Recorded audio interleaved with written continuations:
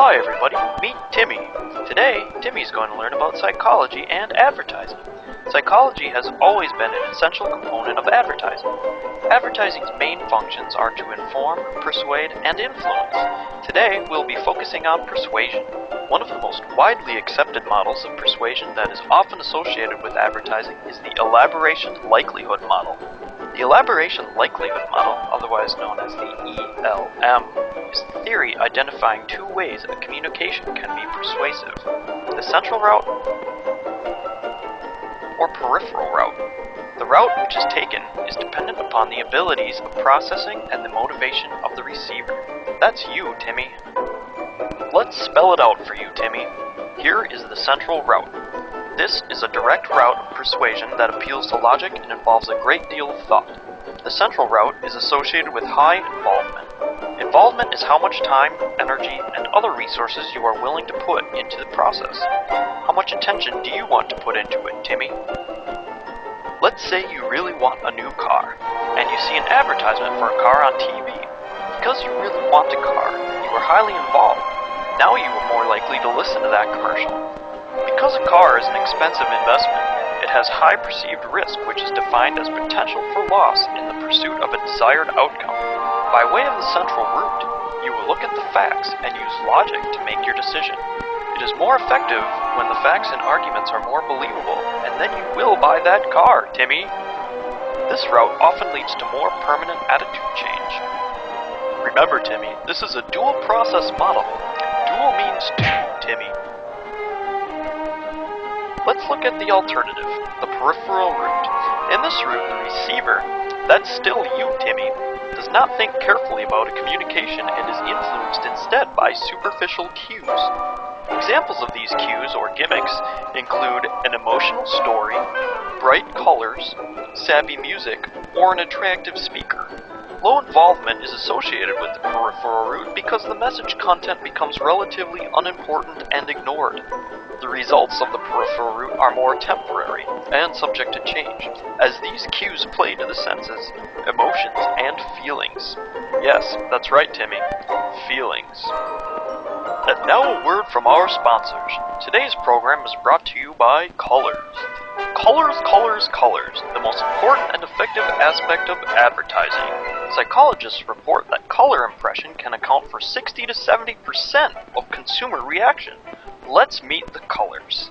First up is red. Red increases blood pressure, heart rate, appetite, grabs attention, and stimulates quick decision making. Meet pink. Pink is associated with sweetness and is often used in the sales of candy and pastries. And then there's orange.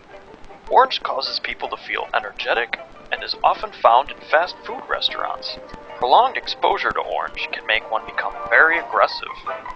Up next is yellow.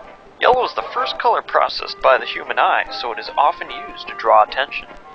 Say hi to green. Green is a relaxing color often found in hospitals. In the current trend to go green, it often represents things which are environmentally friendly and natural.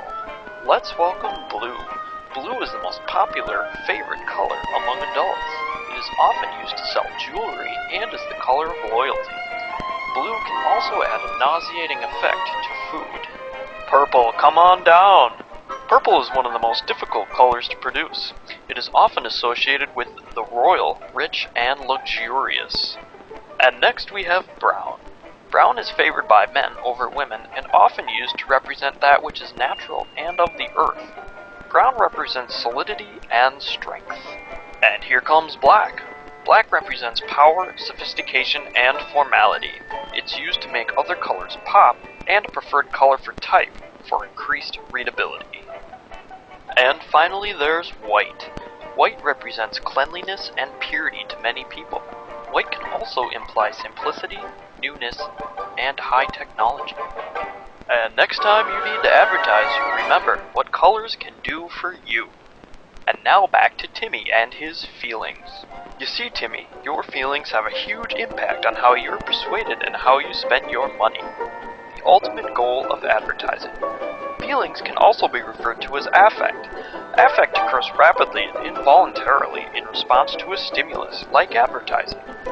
There is positive affect, such as joy, hope, or pleasure, and negative affect, like anger, fear, and shame. These strongly shape your behavior and risk perception, Timmy.